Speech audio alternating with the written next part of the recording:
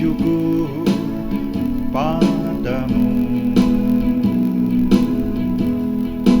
Kami naikkan syukur padamu. Syukurkan kasih-Mu yang mulia. Kami naikkan syukur padamu. Kami naikkan syukur padamu. Kami naikkan syukur padamu. Syukurkan kasih-Mu yang mulia. Kami naikkan syukur padamu.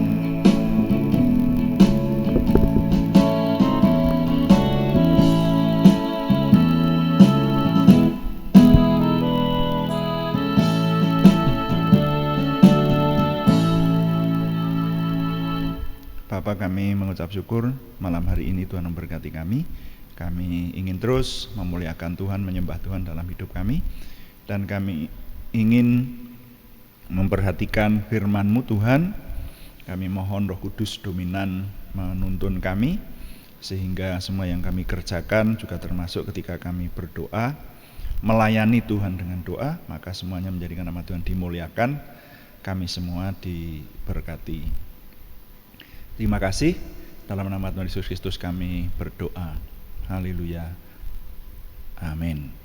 Selamat malam Bapak Ibu Saudara sekalian.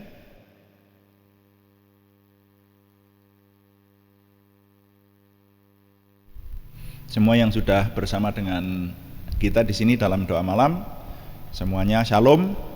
Bahwa doa malam secara online ini diadakan secara iman Kristiani, dengan dasar keyakinan kepada Tuhan Yesus Kristus, Yeshua HaMasyiah, Juru Selamat dan Imam Besar Agung kami. Firman Tuhan yang didokumentasikan dalam Kitab Suci Perjanjian Lama dan Perjanjian Baru menjadi pegangan kami. Nah, malam hari ini kami masih ingin menjawab pertanyaan dari Ibu Sri Hadi Rahayu di Jakarta, yang menanyakan bagaimana kalau orang percaya atau orang beriman, bagaimana kalau orang yang beriman Kristiani itu menggunakan susuk. Nah, penjelasannya bagaimana kita sudah menelitinya, dan ini sampai di bagian yang keempat ya. Bagian yang keempat, susuk gaib part 4 atau bagian keempat. Saya memberi judul Klenik zaman Perjanjian Baru. Klenik zaman Perjanjian Baru. Mari kita membaca Kisah Para Rasul pasal 16. Kita akan membaca ayat 16 sampai ayat 18. Nah, firman Tuhan dalam sejarah suci ini berkata, pada suatu kali ketika kami pergi ke tempat sembahyang itu, kami bertemu dengan seorang hamba perempuan yang mempunyai roh tenung. Dengan tenungan-tenungannya, tuan-tuannya memperoleh penghasilan besar. Ia mengikuti Paulus dan kami dari belakang sambil berseru, katanya, orang-orang ini adalah hamba-hamba Allah yang Maha Tinggi. Mereka memberitahukan kepadamu jalan kepada keselamatan. Hal itu dilakukannya beberapa hari lamanya. Tetapi ketika Paulus tidak tahan lagi akan gangguan itu, ia berpaling dan berkata kepada roh itu, demi nama Yesus Kristus, aku menyuruh engkau keluar dari perempuan ini. Seketika itu juga keluarlah roh itu.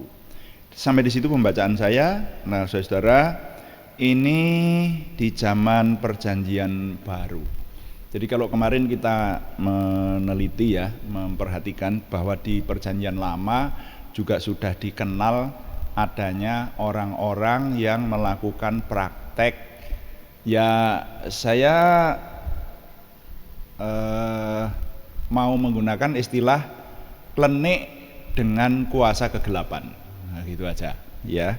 Jadi ini karena nanti begini, ini urusan bahasa ini bisa bahasa itu sesuai dengan yang mengartikan sih ya. Tapi kalau di Jawa, di daerah Jawa ini dikenal istilah klenik gitulah.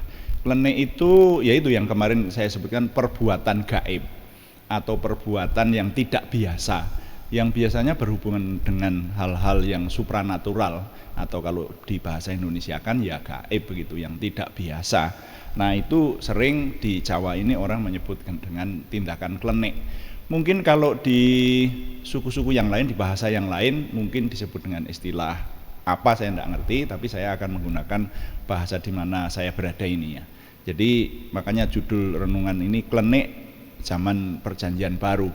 Nah kemarin itu di zaman perjanjian lama itu juga ada itu, yaitu si perempuan pemanggil arwah yang digunakan oleh Raja Saul itu ya.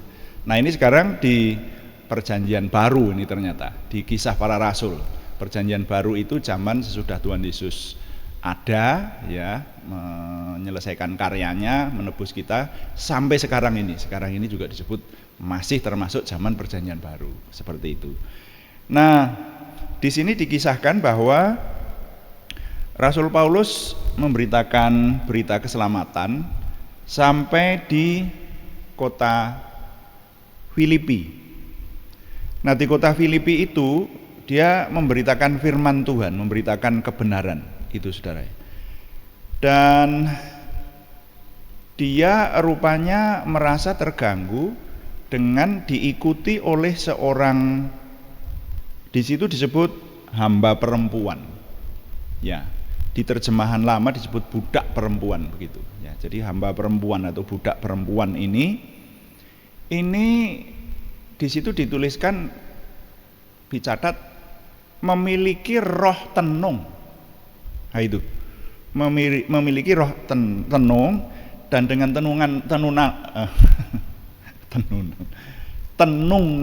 tenungannya itu saudara, itu majikannya, karena nanti di terjemahan lain juga disebut, di sini dituliskan tuan-tuannya itu majikannya gitu, itu mendapatkan keuntungan besar gitu.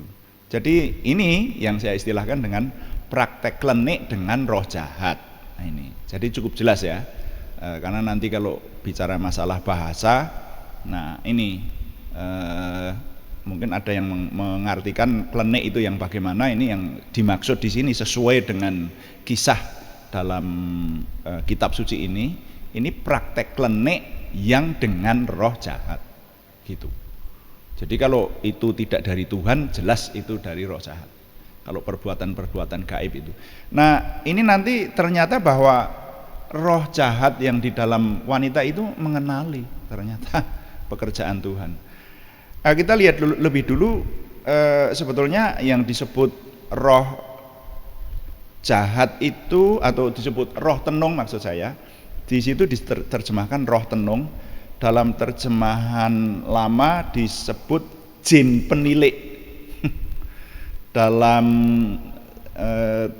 Indonesian Literature Translation itu disebut roh ramal. Dalam terjemahan Jawa tahun 1981 prewangan. Nah, orang Jawa Tengah enggak asing dengan kata prewangan.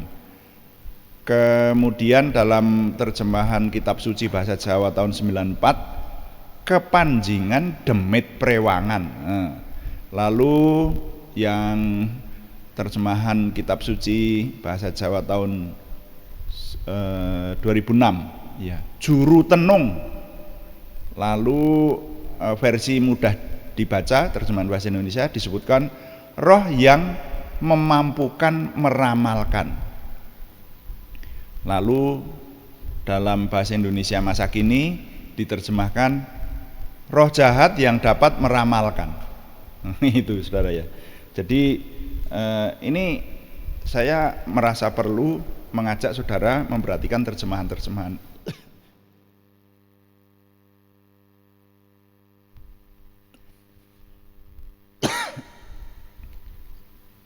Karena nanti ada kaitannya dengan kejelasan yang akan kita cari ini ya.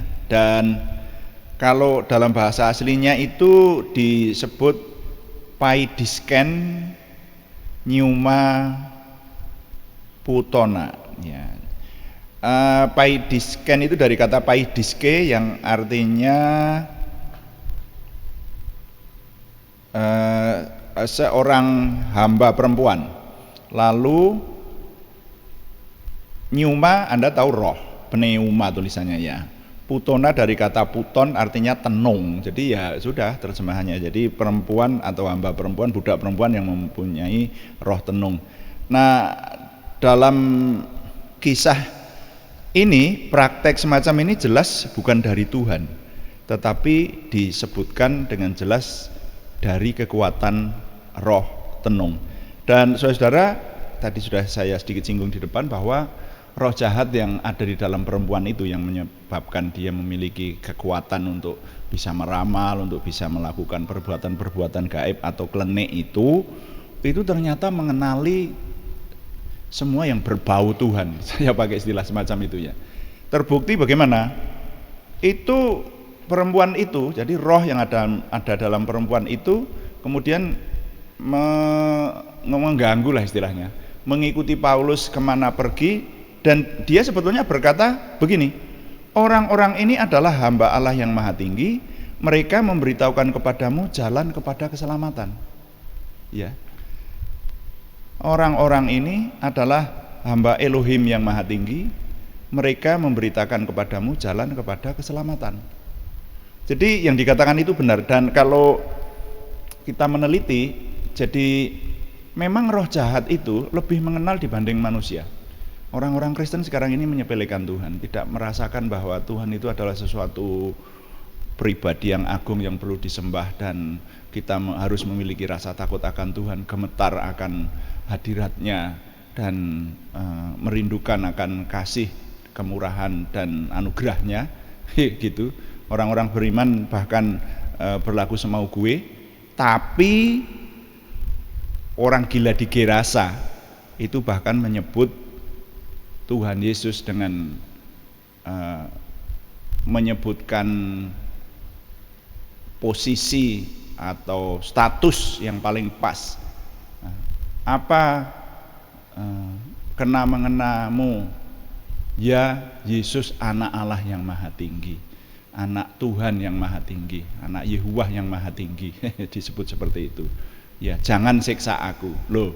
Jadi roh jahat itu lebih mengenal. Ini persis di Kisah Para Rasul juga begitu itu saudara. Jadi kalau ini jelas ini bukan sulapan, tapi ini memang orang yang dibantu roh jahat melakukan tindakan klenik semacam itu, melakukan tindakan gaib ya. Nah,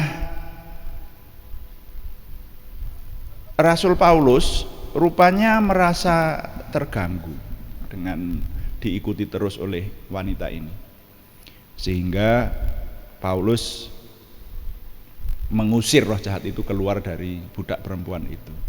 Di dalam terjemahan baru disebutkan demi nama Yesus. Sebetulnya ketika saya lihat dengan bahasa aslinya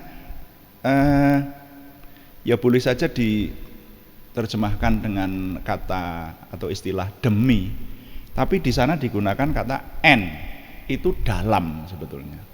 Makanya umat Kristiani kalau mengusir kuasa kegelapan, Tuhan memerintahkan dalam nama Yesus. Nah, itu artinya lebih dalam lagi. Kata dalam itu bukan hanya sekedar demi, tapi dalam. Jadi artinya orang yang bersangkutan itu hidupnya juga sudah dalam nama Tuhan Yesus Kristus. Lalu akhirnya perempuan itu ditinggalkan oleh roh jahat atau roh tenung itu. Jadi roh jahat ketika diusir dalam nama Tuhan Yesus Kristus, roh jahat itu pergi dari perempuan itu. Nah, pada akhirnya budak perempuan itu tidak lagi punya kemampuan untuk melakukan perbuatan-perbuatan tenungan-tenungannya. Tidak bisa melakukan perbuatan klenik lagi yang menguntungkan. Dikatakan tadi majikannya, tuan-tuannya mendapatkan keuntungan besar. Jadi luar biasa loh itu. Jadi artinya ini memang kalau yang disebut dengan praktek klenik ini sampai sekarang bisa mendapatkan keuntungan besar. Wah, itu saudara bisa melihat sekarang ini sedang ramai dibicarakan di media sosial itu ya. Ini bisa mendatangkan keuntungan yang besar gitu. Nah, kita harus hati-hati sebagai orang beriman, harus bisa membedakan mana yang dari roh jahat, mana yang perbuatan mujizat yang memang Tuhan berikan kepada kita umatnya dan itu ada dijelaskan di kitab suci, atau mana yang dusta atau tipu-tipu atau sulapan. Nah, kali ini saya hanya ingin mengajak khususnya kepada penanya Ibu Sri Hati Rahayu ini menegaskan lagi. Jadi perbuatan klenik ini bukan hanya ada di dalam perjanjian lama, tapi di perjanjian baru juga ada.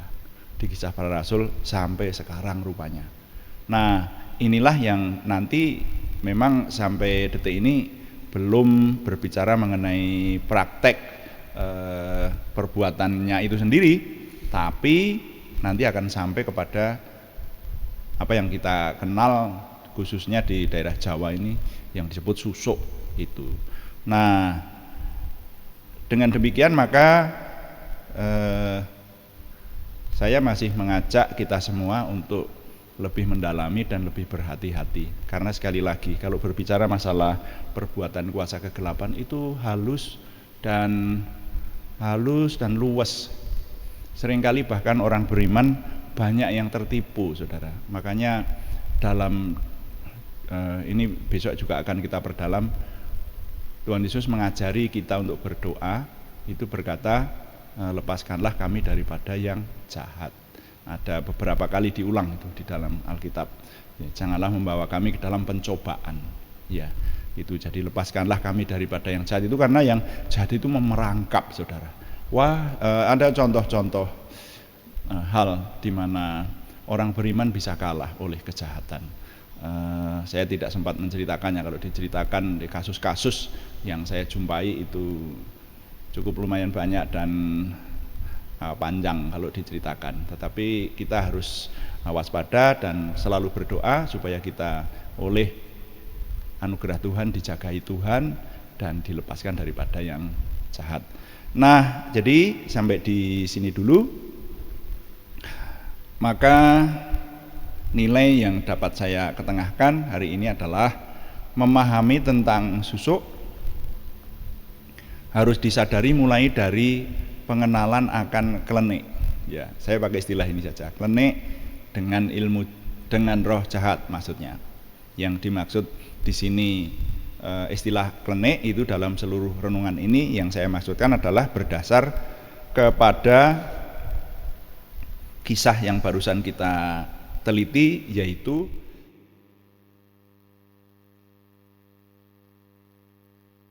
klenik yang dengan berdasar kepada kemampuan ditolong oleh roh jahat. Jadi memahami tentang susuk harus disadari mulai dari pengenalan akan klenik sesuai dengan firman Tuhan ternyata bertentangan dengan kehendak Tuhan. Saya ulangi, memahami tentang susuk harus disadari mulai dari pengenalan akan klenik sesuai dengan firman Tuhan ternyata bertentangan dengan kehendak Tuhan. Tuhan dipuji, amin. Mari kita menaikkan doa syafaat kita, saudara. Kita akan melayani Tuhan dengan doa dan kita menyembah Tuhan dengan berkata, kuduskan kami ya Tuhan, supaya kami dapat melanjutkan menyembah dan berdoa kepada Tuhan, dan oleh anugerah Tuhan doa kita penuh dengan kuasa. Satukan hati kita dalam doa, termasuk mendoakan nama-nama yang malam hari ini masih harus kita dukung, kita naikkan dalam doa.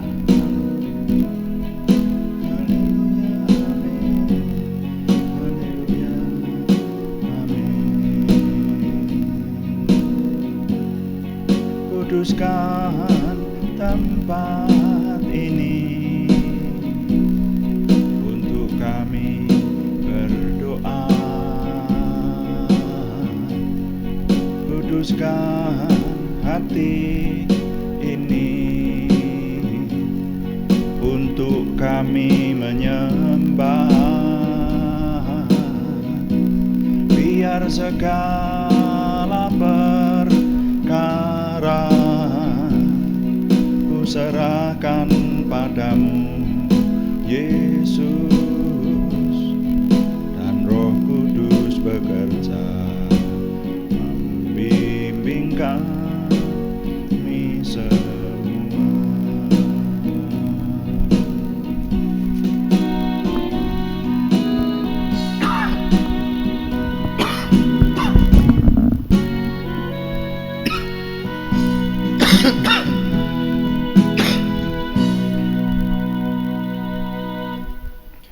Bapa, kami mengucap syukur untuk malam hari ini Tuhan menolong kami. Dan sekarang kami menaikkan doa syafaat kami. Kami mengucap syukur untuk firman-Mu. Kami mohon Tuhan menyertai firman-Mu dengan kuasa-Mu, sehingga khususnya bagi penanya dan bahkan juga untuk kami semua yang mendengarkan pemberitaan melalui renungan singkat ini, Tuhan memberkati sehingga menambah modal kami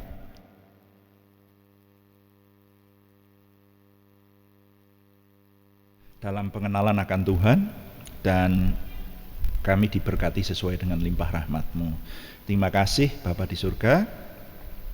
Kami menyerahkan Tuhan yang terus menolong, melindungi, dan memimpin kami kepada kesempurnaan Tuhan.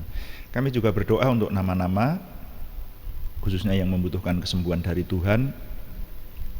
Kami berseru dalam nama Tuhan Yesus Kristus, Yeshua HaMasyiah, Tuhan memberikan kesembuhan semakin sempurna, dan melalui ketekunan doa kami ya Tuhan, Tuhan menampakkan kuasa-Mu. Kami lemah, karena itu kami datang kepada Tuhan mengungsi. Tuhanlah satu-satunya sumber pertolongan kami, sumber segala kesembuhan dan kekuatan kami. Kami menyerahkan Tuhan saja yang dimuliakan, yang semakin sempurna kuasa Tuhan di dalam kami.